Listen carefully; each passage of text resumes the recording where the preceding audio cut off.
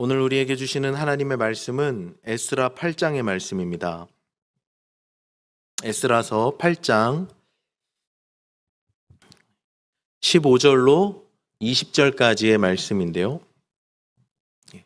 저와 여러분이 한 절씩 번갈아 가면서 교독하도록 하겠습니다. 에스라 8장 15절에서 20절의 말씀을 교독하도록 하겠습니다. 제가 먼저 읽습니다. 내가 무리를 아하와로 흐르는 강가에 모으고 거기서 3일 동안 장막에 머물며 백성과 제사장들을 살핀즉 그 중에 레위 자손이 한 사람도 없는지라.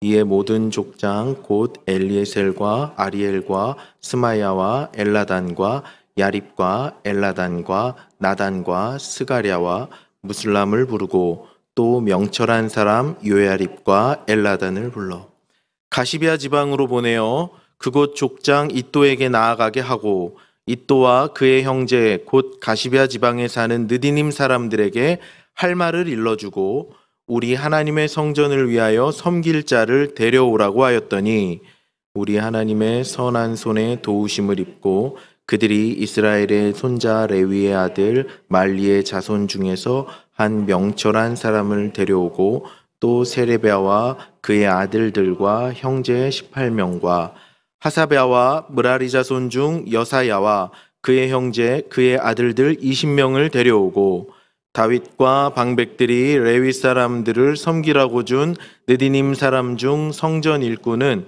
220명이었는데 그들은 모두 지명받은 이들이었더라. 아멘. 예, 우리 옆에 계신 분과 인사 나누겠습니다. 잘 오셨습니다. 예, 하나님께서 은혜 베푸시기를 원합니다. 은혜 베푸시기를 예, 아멘. 오늘 이 밤에도 하나님께서 저와 여러분에게 큰 은혜 베푸시기를 간절히 소망합니다. 제 목소리가 잘 들리시나요? 마이크를 새로운 걸로 바꿔서 테스트하는 중인데, 예, 감사합니다. 여러분 가이드 러너라는 말을 들어보셨어요? 가이드 러너. 이 가이드 러너는 시각장애인들이 육상 대회를 할 때 그 시각장애인들의 눈과 귀가 되어주면서 옆에서 함께 뛰어주는 사람을 가이드 러너라고 합니다. 이 빛도 보이지 않는, 빛이 들어왔는지 안 들어왔는지도 분간이 되지 않는 전맹 육상 선수들에게는 이 가이드 러너가 필수적인 조건입니다. 가이드 러너가 없으면 그런 분들은 육상 경기를 치를 수가 없죠. 이 가이드 러너는 아주 작은 끈 하나를 이 선수와 함께 맞붙잡고 레이스를 처음부터 끝까지 함께 뛰게 됩니다. 뛰면서 이 맹인 장애인 선수가 시각장애인 선수가 볼 수 없는 코스의 상황들을 설명해 주기도 하고요. 앞뒤 선수와의 간격도 설명해 주고요. 레이스의 상황, 코스 이런 것들을 육성으로 말해 주면서 설명해 주면서 함께 뛴다고 합니다. 그러니까 이 시각장애인 육상 선수들에게 이 가이드 러너는 아주 필수적인 조건이고 만약에 가이드 러너가 없다면 이 경기를 치러낼 수가 없겠죠. 완주할 수도 없을 것입니다. 이 가이드 러너들은 선수들에게 단순히 이 코스와 상황, 정보 등만을 안내하지는 않는다고 합니다. 그들에게 더 중요한 역할이 있는데요. 그것은 뭐냐면 시각장애인 육상 선수들이 달리기를 하다가 지치고 힘들 때 그들의 마음에 용기를 북돋아주고 힘을 실어주는 역할을 하는 게 이 가이드 러너가 하는 더 중요한 일이라고 합니다. 이 가이드 러너는 선수가 훈련할 때 처음부터 함께 했던 사람이기 때문에 시각장애인 육상 선수가 어떤 특성을 갖고 있는지 너무나 잘 안다고 합니다. 어느 코스에서 힘들어하고 어떻게 하면 또 힘을 더 잘 내고 이 사람의 페이스 조절은 어떻게 해야 되는지를 너무나 잘 알고 있다고 해요. 그래서 이 육상 선수가 시각장애인 선수가 오버페이스 하지 않도록 또는 너무 느리게 뛰지 않도록 최고의 기량을 끌어낼 수 있도록 이 가이드 러너가 알게 모르게 도움을 준다고 합니다. 도움이 없이는 이 가이드 러너의 도움이 없이는 이 시각장애인 육상 선수들에게는 육상 경기 자체가 불가능한 것이죠. 여러분, 신앙생활하는 우리에게도 이런 가이드 러너가 필요합니다. 우리는 한치 앞을 내다보지 못하고 달리게 하는 맹인 육상 선수와도 같죠. 그래서 우리에게도 모든 것을 보고 계시고 모든 것을 알고 계시는 우리 하나님의 도움이 반드시 필요한 것이죠. 그 하나님의 도움이 없다면 우리는 이 신앙의 레이스를 결코 완주할 수 없을 것입니다. 그래서 겸손한 신앙의 사람들은 하나님의 선한 손의 도우심을 날마다 구하며 엎드리는 것이죠. 사랑하는 여러분, 저는 저와 여러분의 평생에 이 신앙의 레이스를 달리는 동안 우리의 가이드 러너 되시는 하나님의 손을 놓치지 않기를 간절히 바랍니다. 그 하나님의 손을 꼭 붙잡고 이 신앙의 레이스, 믿음의 레이스를 완주할 수 있기를, 좋은 성적으로 완주할 수 있기를 우리 주님의 이름으로 축복합니다. 오늘 함께 읽은 에스라 8장 본문에는 하나님의 도우시는 손에 대한 이야기가 나오고 있는데요. 특별히 이 에스라 8장은 에스라가 이스라엘로, 예루살렘으로 돌아오기 전 상황을 묘사하고 있습니다. 성경을 읽는데 뭐가 제일 어려우냐면요, 특히 에스라 느헤미야를 읽을 때 뭐가 제일 어려운 지점이냐면요, 이야기가 처음부터 끝까지 시간 순으로 연결되면 참 좋겠는데 시간 순서가 아니에요. 순서가 뒤죽박죽 되어 있어요. 그건 뒤죽박죽 되어 있는 이유는 이것을 통해서, 이 성경을 통해서 하나님은 어떤 역사를 서술하시는 게 아니라 하나님께서 구원의 역사를 이루어 가시는 특별한 사건을 강조하시고, 또 하나님께서 이 사람을 구원하시고 인간을 구원하시고 세상을 경영해 가시는 이야기에 어떤 특수한 강조점을 두시기 위해서 순서를 섞기도 하고 했던 이야기가 또 나오기도 하고 합니다. 그래서 이게 시간 순서로 배열되어 있지 않기 때문에 의뢰의 책을 읽으면 시간 순서로 진행될 거다라고 성경을 읽으면 이해하기가 어렵죠. 그래서 7장에는 분명히 에스라가 돌아온 것처럼 이야기를 하는데 8장에는 돌아오기 전 상황을 묘사하는 거예요. 그런데 에스라가 지금 예루살렘으로 돌아가려고 하는데요, 2차 포로 귀환이죠. 1차는 벌써 수십 년 전에 돌아왔고 2차 포로 귀환자가 에스라와 함께 공동체를 이루어서 바벨론 땅에서 돌아오려고 하는데 문제가 두 가지가 생깁니다. 출발하기 전에 사람들을 꾸리고 이제 출발하려고 모임을 하고 준비를 하고 있는데 문제가 두 가지 나타나요. 첫 번째 문제는 뭐였는가? 영적인 문제라고 할 수도 있는데요, 제사장과 레위인이 그 중에 아무도 없었다는 것입니다. 15절의 말씀입니다. 내가 무리를 아하와로 흐르는 강가에 모으고 거기서 3일 동안 장막에 머물며 백성과 제사장들을 살핀즉 그 중에 레위 자손이 한 사람도 없는지라. 아하와 강가라는 곳에서 예루살렘으로 떠날 사람들이 캠프를 치고 3일 동안 모여서 준비를 하고 사람을 살펴봤더니 제사장과 레위인이 없는 거예요. 한 사람도 없는 겁니다. 한 사람도 레위인과 제사장을 이 무리 가운데서 찾을 수 없었습니다. 이 문제였죠. 이게 왜 문제인가? 그러면 제사장, 레위인 놔두고 오면 되는 거 아닙니까? 이렇게 생각할 수 있는데요, 두 가지 차원에서 이게 큰 문제가 됩니다. 첫 번째는 에스라가 지금 예루살렘을 왜 가려고 합니까? 지난 시간에 한번 살펴본 일이 있는데요, 7장에 보면 아닥사스다 왕의 조서가 내려옵니다. 그 조서가 내려와서 예루살렘을 하나님 말씀으로 통치해라라는 조서가 내려오거든요. 그래서 에스라와 함께 이동하는 포로 귀환 공동체는 예루살렘에 가서 이미 성전은 지어졌으나 그 성전 안에 말씀이 없었기 때문에 그 말씀을 그 성전을 하나님 말씀으로 채우고 하나님 뜻대로 다스리기 위해서 지금 귀환하는 거란 말입니다. 그런데 성전에 가서 하나님 말씀을 세우고 제사를 세우고 예배를 세워야 되는데 예배를 담당하는 제사장과 레위인이 없으니 문제죠. 교회를 세워야 되는데 교회에서 섬길 하나님 손에 훈련된 하나님의 사람들, 전문적인 성직자들이 없으니 문제였던 거예요. 두 번째 문제가 있습니다. 도착해서도 문제지만 가는 길에도 문제였어요. 에스라와 포로 귀환 공동체들은 지금 자신들의 출바벨론 사건을 뭐라고 이해하고 있냐면요, 수천 년 전에 모세가 애굽에서 출애굽하던 그 사건과 연관지어서 생각합니다.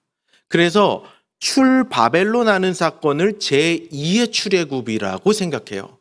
에스라 공동체에게도 그런 생각이 있었고 출바벨론 사건을 예언하던 이사야라든가 예레미야라든가 에스겔이라든가 모든 예언자들도 이 출바벨론 사건을 출애굽 사건의 연속선상에서 이해했습니다. 그래서 에스라가 바벨론을 떠나서 광야 노정을 거쳐서 예루살렘에 도착하기까지 그들의 광야 노정도 출애굽의 노정을 따라갔는데요. 여러분, 민수기 2장에 보면 이런 얘기가 나옵니다. 하나님께서 모세에게 출애굽해서 가나안 땅으로 들어갈 때 60만 대군이 마음대로 걸어갔습니까? 아니면 이렇게 진을 편성해서 걸어갔습니까? 전자입니까? 후자입니까? 60만 대군이 그냥 막 우르르 걸어갔습니까? 아니면 오와 열을 맞춰서 진을 편성해서 걸어갔습니까? 후자죠. 진을 편성해서 걸어갔습니다. 동서남북에 이스라엘의 12개 지파에 3개 지파씩 진을 치고 그 가운데 뭐가 있었습니까? 성막이 있었습니다. 성막을 가운데 두고 여호와의 구름이 떠오르면 이동하고 멈추면 멈추는 겁니다. 그러니까 이 광야, 출애굽 광야 행진의 중심에 뭐가 있었냐? 성막의 제의가 있었던 거예요. 자, 에스라는 출애굽을 생각하면서 출바벨론을 제2의 출애굽이라고 생각하면서 진 배치를 하고 있는데 그 진 배치의 중심이 될 성막 제의를 감당한 제사장과 레위인이 없으니 도착해서도 문제지만 광야 노정 중에서도 문제인 거예요. 그래서 제사장과 레위인이 무리 중에 없다는 것은 이 공동체에게는 굉장히 큰 문제였고 영적인 위기였습니다. 제사장과 레위인이 없다는 것이 첫 번째 문제였어요. 여러분 기억하십시오. 에스라 공동체에 문제가 있었는데 문제 첫 번째가 뭔가? 제사장과 레위인, 하나님을 섬길 사람들이 없다는 적인 문제였습니다. 바벨론에서 예루살렘까지 이 거리가 당연히 직선으로는 못 오잖아요. 요즘처럼 고속도로가 있는 게 아니니까 이렇게 돌아와야 된단 말입니다. 사람이 다닐 수 있을 만한 길을. 그리고 학자들의 추정에 따르면 이들이 움직이던 시기는 4월경으로 추정을 하는데 그 4월경에는 가까운 길은 갈 수가 없대요. 그래서 이렇게 돌아오는 길을 선택했다고 하는데 그 길이가 무려 1,400여 킬로미터입니다. 1,400km면요. 여기서 부산까지 한번 갔다 올라왔다 다시 아마 대구쯤 가는 거리죠. 어마어마한 거리입니다. 그런데 이 길을 장년들만 가는 게 아니라 어린아이와 노인과 온 가족이, 온 이스라엘 공동체가 1,400km 광야 행진을 해야 되는 거예요. 안전이 문제가 되겠죠. 게다가 아닥사스다 왕의 조서로 인해서 지금 에스라 공동체는 바벨론에서 금과 은과 보화, 성전 재건을 하는데 성전을 하나님 말씀으로 세우는 데 필요한 재정들을, 보화들을 챙겨가지고 나오거든요. 그리고 이들은 훈련받은 군사력이 없는 사람들입니다. 군대가 함께 동행하지 않았어요. 그러니까 1,400km 광야 노정 중에 도적대의 습격을 받는다든지 아니면 주변국의 기습을 받는다면 이스라엘의 운명은 정말 위험하게 되죠. 속수무책 무방비, 완전히 무너지게 되는 겁니다. 그러니까 이스라엘 백성들의 두 번째 문제는 무엇이었는가? 이 에스라 공동체의 두 번째 문제는 예루살렘까지 가는 데에 안전이 굉장히 큰 문제였던 것이에요. 예루살렘까지 가는 길에 안전이 보장되지 않았어요. 위험한 상황에 여행을 출발해야 하는 것이죠. 이렇게 두 가지 문제가 있었습니다. 첫 번째 문제가 영적 리더십의 부재, 영적인 문제였다면 두 번째 문제는 안전의 문제, 실제적인 문제가 있었어요. 에스라 공동체가 예루살렘으로 하나님 말씀을 다시 세우려고 출발하려고 했을 때 이 두 가지가 발목을 잡았습니다. 그들 공동체에게 영적인 문제와 현실적인 문제가 동시에 있었듯이 성전을 다시 세워가길 원하는 저와 여러분, 오늘날의 교회 안에도 이 두 가지 문제는 동일하게 존재합니다. 에스라 시대의 첫 번째 문제는 레위인과 제사장이 없는 영적인 문제라고 했습니다. 오늘날도 똑같습니다. 성전 봉사자들이 없죠. 부족합니다. 코로나 이후 봉사자가 급감했어요. 여러분, 요즘 교회에서 교육 전도사님들, 그러니까 신대원을 다니시면서 사역하시는 교육 전도사님들을 모시기가 상당히 어렵다는 것 여러분은 알고 계십니까? 이런 얘기는 잘 못 들어보셨죠? 아마 목회자들의 세계이기 때문에 잘 모르실 거예요. 제가 비밀을 하나 소개해 드릴게요. 잘 들어보세요.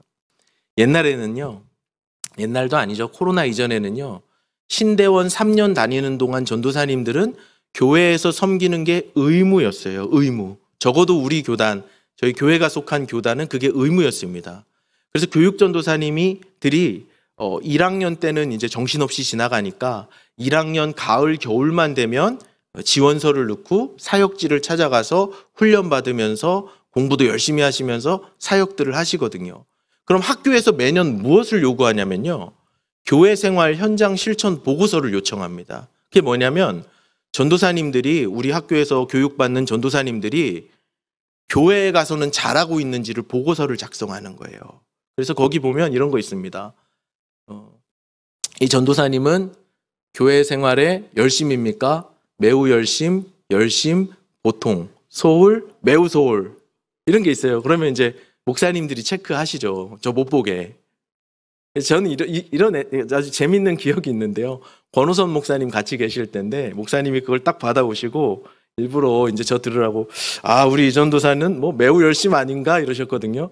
우리 권 목사님이 농담하신다고, 목사님 매우 열심은 아닌 것 같습니다, 이렇게 하셨던 기억이 나는데, 그런 체크리스트에 전도사님들의 사역을 평가해요. 그리고 더 중요한 건 뭐냐면 담임 목사님들께서 그 전도사님들은 볼 수 없이 자필로 평가서를 쓰시고 인비 처리해서 못 뜯어보게 해서 학교로 보내는 평가서가 있습니다. 그러니까 거기에 이제 이 전도사님이 충성스럽게 섬기시는지 아니면 조금 뺀질되시는지 뭐 이런 게 다 적히는 거죠.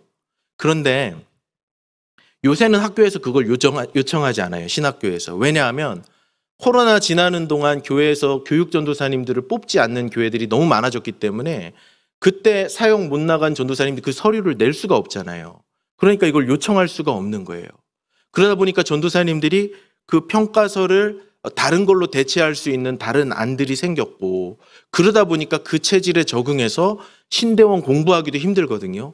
그러니까 사역지에 나가야 되는데 안 나가도 되는 루트가 생겼으니까 공부에 집중하시는 분들이 많아지는 거예요. 그러다 보니까 교회에서는 교육 전도사님들을 모시기가 어렵게 됐다는 겁니다. 전도사님들뿐만의 이야기는 아닙니다. 봉사자들도 마찬가지죠. 교회에서 봉사자들 찾기가 쉽지 않습니다. 제가 작년에 중고등부를 담당하면서 교회에서 제게 교육 총괄이라는 직책을 맡겨주셨어요. 그래서 작년 가을에 저희 교육부서 선생님들 전체를 대상으로 설문조사를 조사했습니다. 여러 가지 설문을 하면서 내년에도 같은 부서를 섬기시겠습니까? 또 여쭤보고, 아니면 다른 부서를 섬기시겠습니까? 아니면 그만두시겠습니다. 이렇게 설문을 했는데요.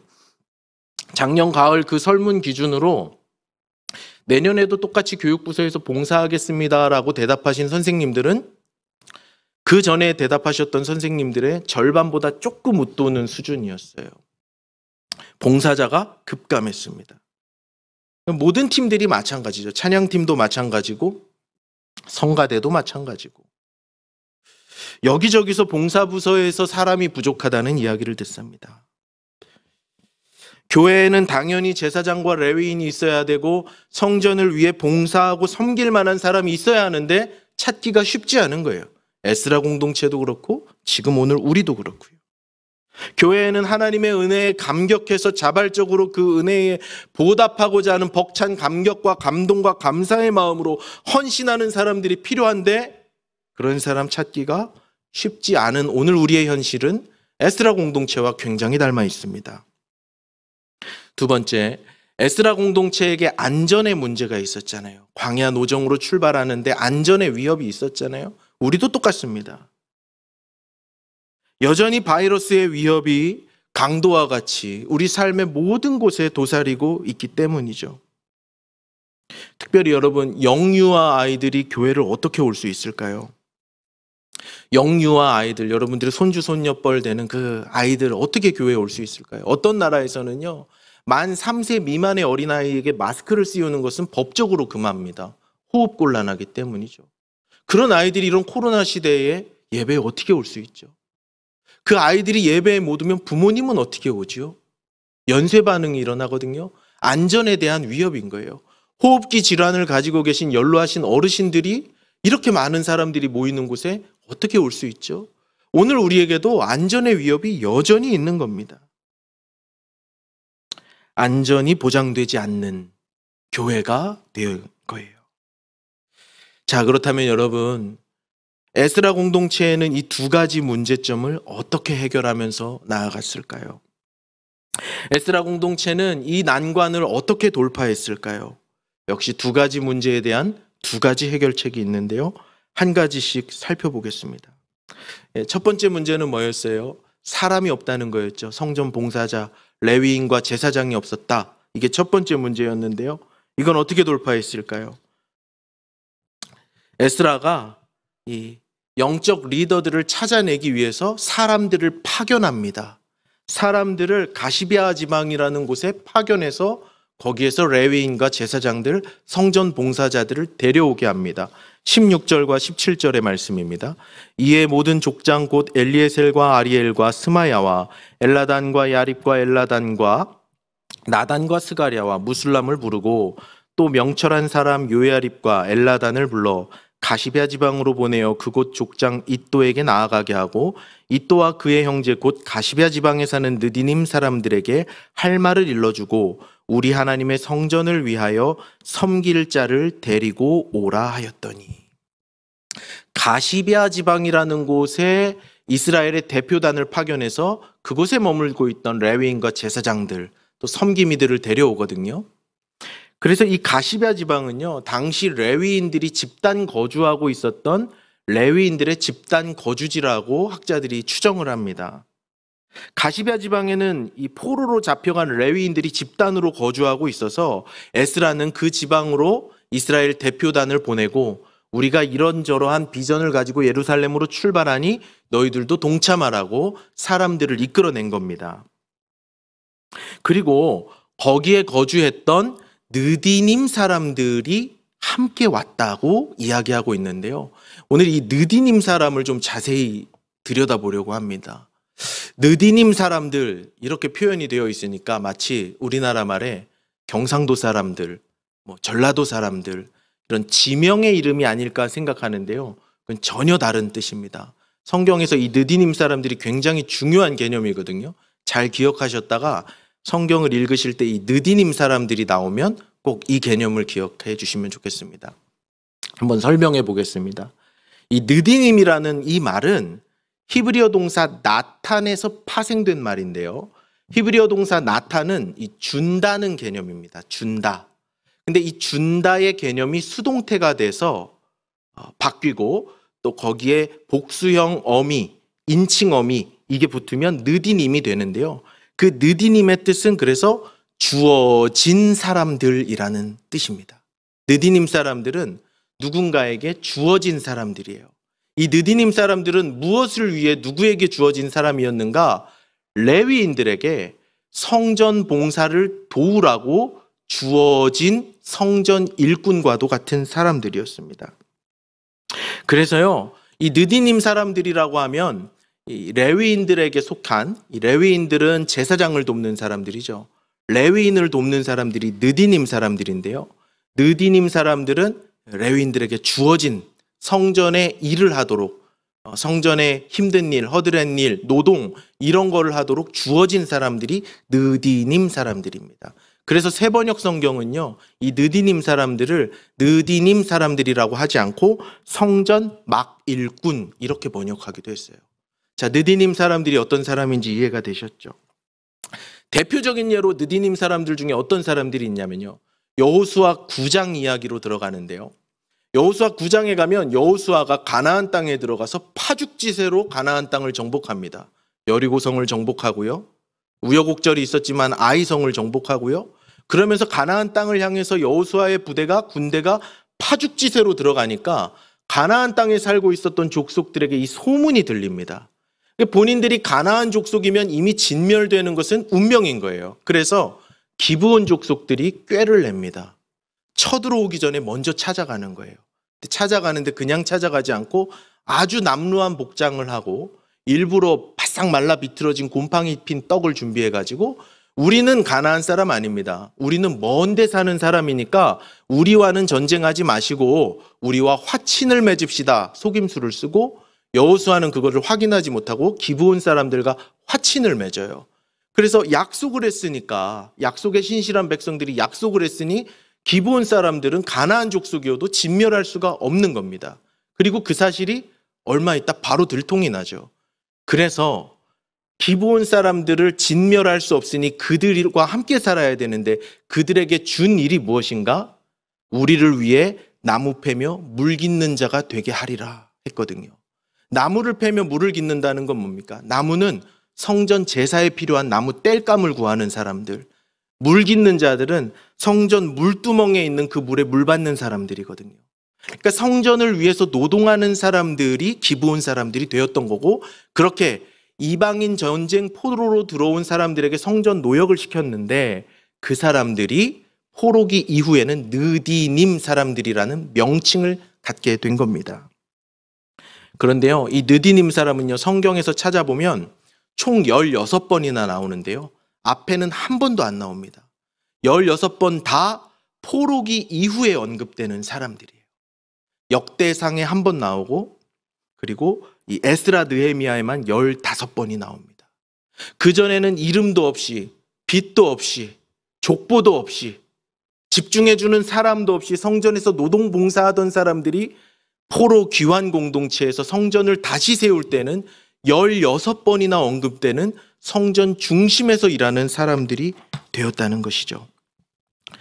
느디님 사람들을 언급하고 있는 역대상 9장 1절과 2절의 말씀을 제가 읽겠습니다.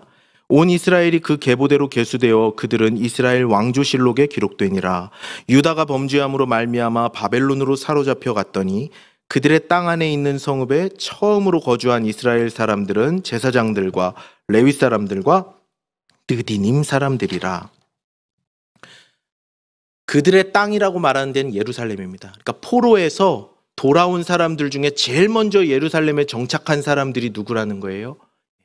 제사장, 레위, 느디님 사람들이라고 말합니다.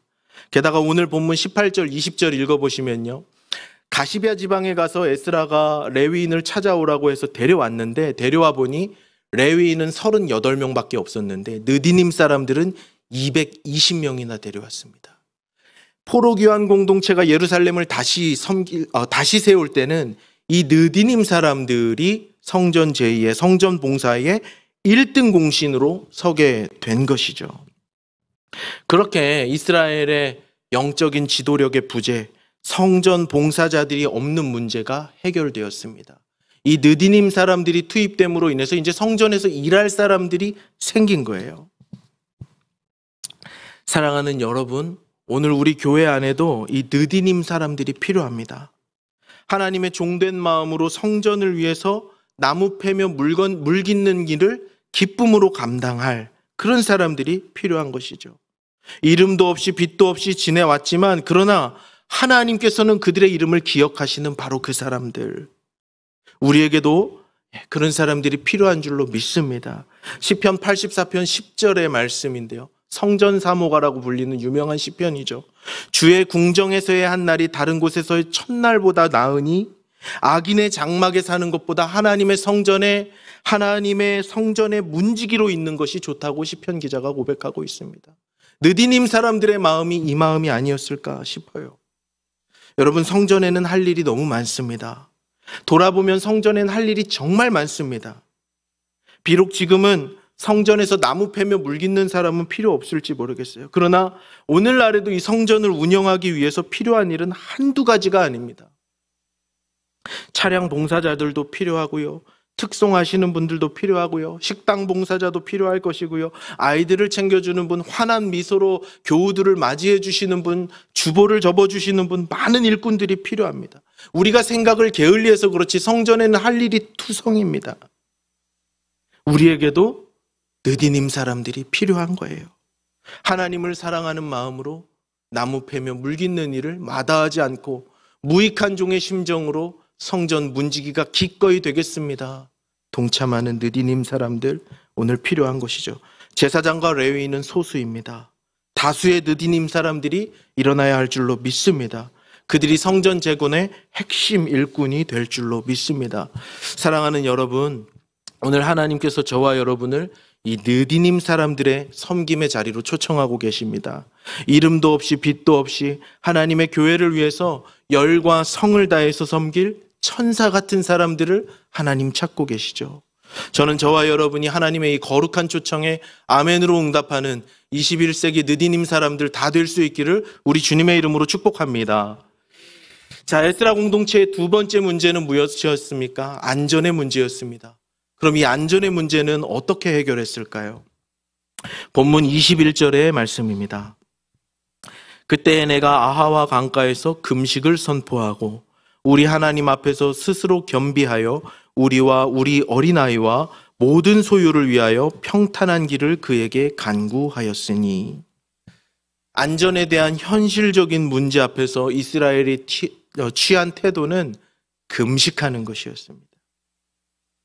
하나님께 오로지 기도로 매달린 것이죠.